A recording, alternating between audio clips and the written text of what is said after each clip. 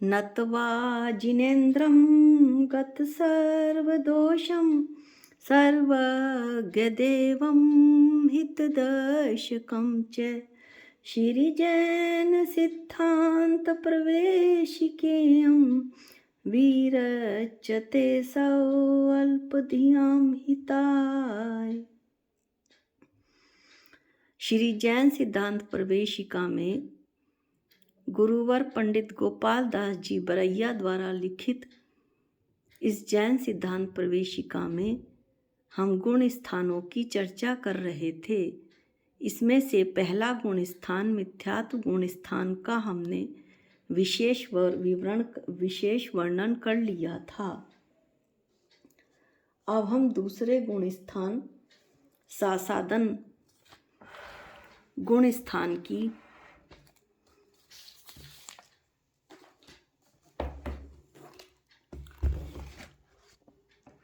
सासादन गुण स्थान का अध्ययन करते हैं।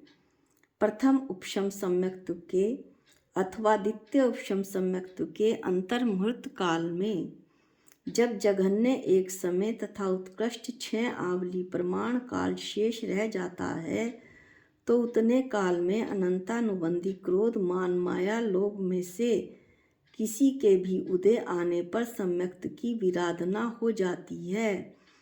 तो जब सम्यक दर्शन गुण की जो अव्यक्त आतत्व श्रद्धानुरूप परिणति होती है, अर्थात तत्वों का जो श्रद्धानुरूप अश्रद्धानुरूप जीव का परिणाम होता है, तत्वों पर से उसकी जो श्रद्धा है वो खत्म हो जाती है, उसको सासन या सासादन गुण स्थान कहते हैं। इसको आप एक चार्ट की सहायता से और अच्छे से समझ सकते हैं।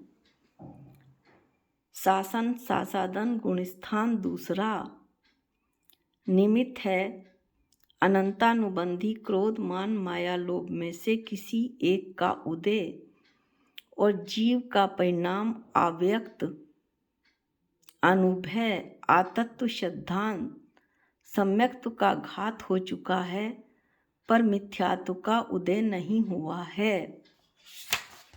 ऐसा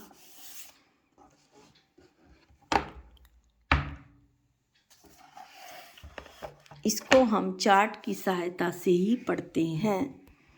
दूसरे गुण स्थान की प्राप्ति कब होती है? औपशमिक सम्यक्त्व के इतना काल अवशेष रहने पर कितना काल जघन्य एक समय और उत्कृष्ट 6 आवली अनंतानुबंधी 4 में से किसी एक का उदय आने पर सम्यक्त्व का नाश हो जाता है, अर्थात आसादन यानी कि विराधना हो जाती है। और यह कब होती है? चौथे, पांचवें या छठे गुण स्थान से गिरने पर होती है।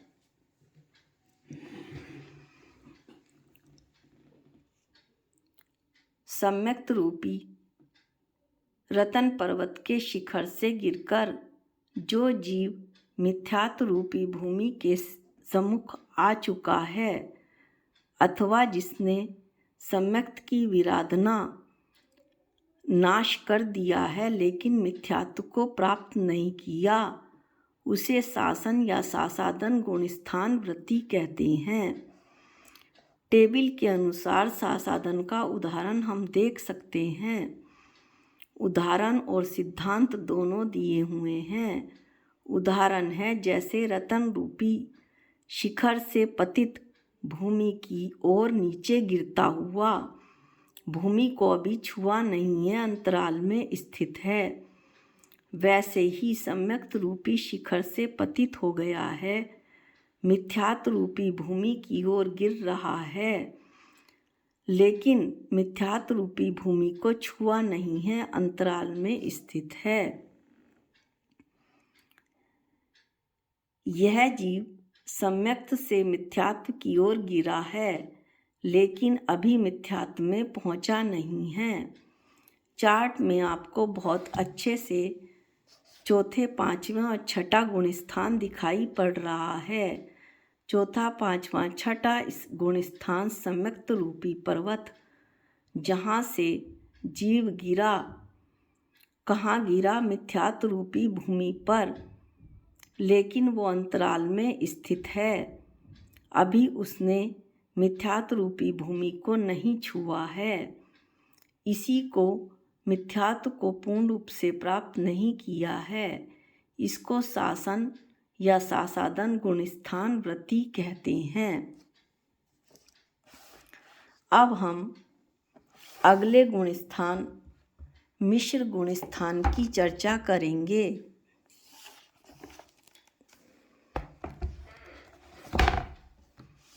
दूसरा गुणस्थान शासादन गुणस्थान हमने टेबल और चार्ट की सहायता से देखा। अब हम तीसरा गुणस्थान मिश्र गुणस्थान की चर्चा करेंगे, जिसका प्रतिपक्षी आत्मा के गुण को सर्वथा घातने का कार्य दूसरी सर्वघाती प्रकृतियों से विलक्षण जाति का होता है। यानी कि इसका जो स्वभाव होता है आत्मा के गुण को घातने का, वो जितनी दूसरी सर्वघाती प्रकृतियां होती हैं उनसे कुछ अलग जाति का होता है। इसलिए इसे जात्यांतर सर्वघाती सम्यक प्रकृति कहते हैं। जात्यांतर यानी जाति से इतर। तो ऐसी जात्यांतर सर्वघाती सम्यक प्रकृति के उदय से केवल सम्यक रूप या मिथ्यात्व रूप परिणाम नहीं होते, बल्कि मिश्र रूप परिणाम होते हैं। उसको तीसरा गुणस्थान कहते हैं।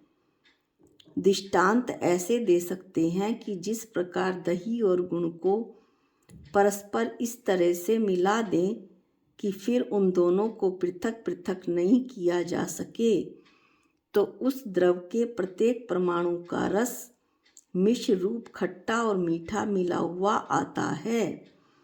इसी प्रकार मिश्र परिणामों में भी एक ही काल में सम्यक्त और मिथ्यात्व रूप परिणाम होते हैं, ऐसा समझना चाहिए। तृतीय गुणस्थान वृत्ति जीव सकल संयम या देश संयम को ग्रहण नहीं करता। न इस गुणस्थान में आयु कर्म का बंध ही होता है। इस गुणस्थान वाला जीव यदि मरण करता है तो नियम से सम्यक या मिथ्यात्व रूपी परिणामों को प्राप्त करके ही मरण करता है।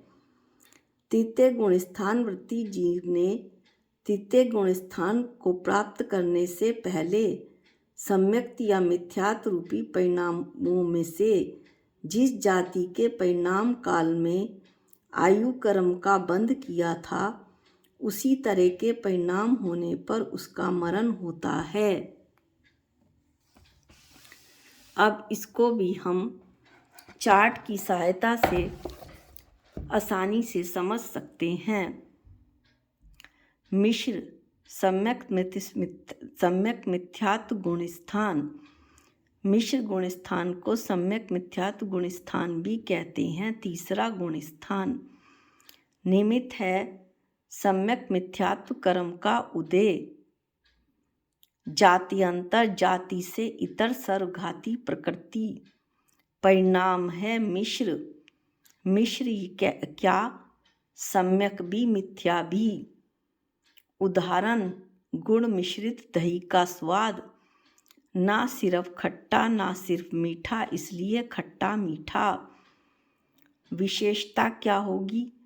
सकल संयम अथवा देश संयम ग्रहण नहीं करता है, आयु नहीं बांधता है, मरण नहीं होता है।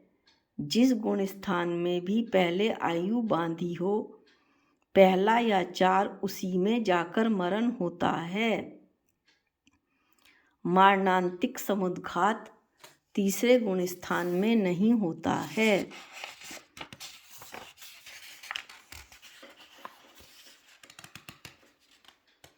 इस प्रकार से तीसरे गुण स्थान की चर्चा पूर्ण हुई।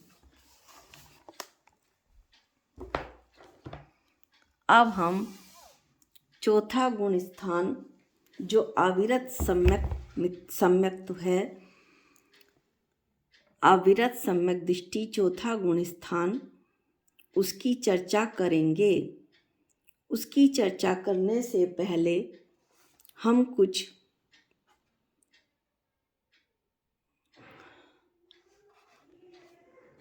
परिभाषाओं को देखेंगे।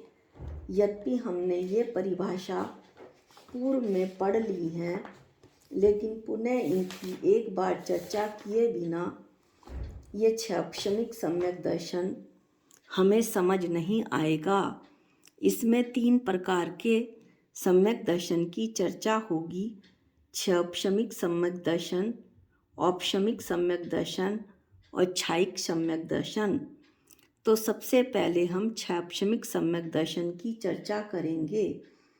इसके लिए हम कुछ परिभाषाओं को देखते हैं। एक ही समय में उदय में आने वाले कर्म परमाणुओं के समूह को निषेक व निषेकों के समूह को स्पर्धक कहते हैं। अगला है उदय भावी क्षय किसे कहते हैं? बिना फल दिए आत्मा से कर्म के संबंध के छूटने को उदय भावी क्षय कहते हैं। क्षमिक सम्यक दर्शन में जो दर्शन मोहनीय कर्म की 3 प्रकृतियां होती हैं, सम्यक प्रकृति, मिथ्यात्व और सम्यक मिथ्यात्व। इनमें से सम्यक प्रकृति का उदय हो जाता है और मिथ्यात्व, सम्यक मिथ्यात्व और अनंतानुबंधी एक चौकड़ी क्रोध मान माया लोभ का उदय भावी क्षय हो जाता है, जिसकी परिभाषा हमने अभी पढ़ी, और सद अवस्था रूप उपशम हो जाता है। यानी कि मिथ्यात्व, सम्यक मिथ्यात्व, अनंतानुबंधी क्रोध मान माया लोभ का उदय भावी क्षय और सद अवस्था रूप उपशम। सद अवस्था रूप उपशम यानी सत्ता में तो हैं पर भली प्रकार से दब गए हैं। इस प्रकार के आत्मा के जो परिणाम होते हैं उनको वेदक या क्षमिक सम्यक दर्शन कहते हैं। ये परिणाम चल, मलिन या अगाढ़ होते हुए भी चल, मलिन और अगाढ़ होते हैं। दर्शन मोहनीय की 3 अर्थात मिथ्यात्व, मिश्र और सम्यक प्रकृति तथा 4 अनंतानुबंधी कषाय, इन 7 प्रकृतियों के उपशम से औपशमिक सम्यक दर्शन होता है और इन 7 प्रकृतियों का पूर्ण रूप से क्षय होने पर क्षायिक सम्यक दर्शन होता है। ये जो चतुर्थ गुण स्थानवर्ती सम्यक दृष्टि होता है उसमें संयम बिल्कुल नहीं होता। कारण क्या है कि अनंतानुबंधी के बाद की जो दूसरी अप्रत्याख्यानावरण कषाय है, अप्रत्याख्यानावरण यानी बिल्कुल भी त्याग या संयम का ना होना, ऐसी अप्रत्याख्यानावरण कषाय का उदय जीव में रहता है। इसी से इस गुणस्थानवर्ती जीव को असंयत सम्यक दृष्टि भी कहते हैं। अब हम इसे एक टेबल की सहायता से समझ लेते हैं।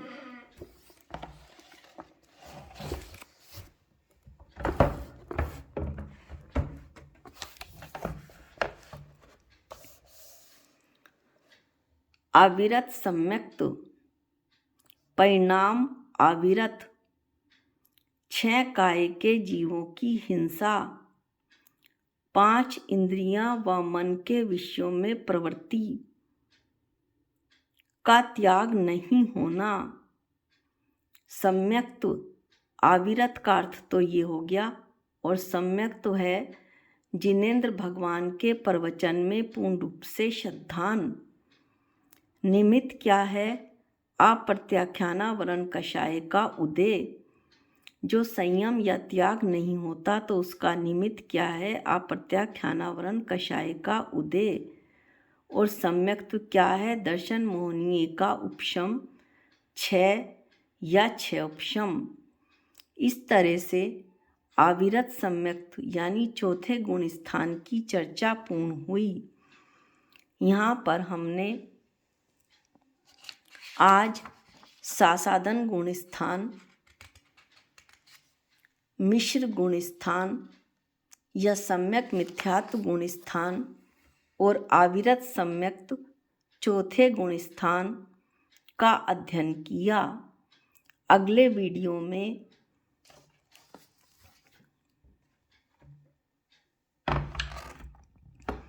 हम इसके आगे के गुण स्थानों की चर्चा करेंगे। आज के वीडियो में बस इतना ही। जावाणी के ज्ञान से सूझे लोकालोक, जो वाणी मस्तक नमो सदा देत हूँ धोक। हे जिनवाणी भारती तोहे जपूं दिन रैन, जो तेरी शरणागते वो पावे सुख चैन। सबको जय जिनेंद्र।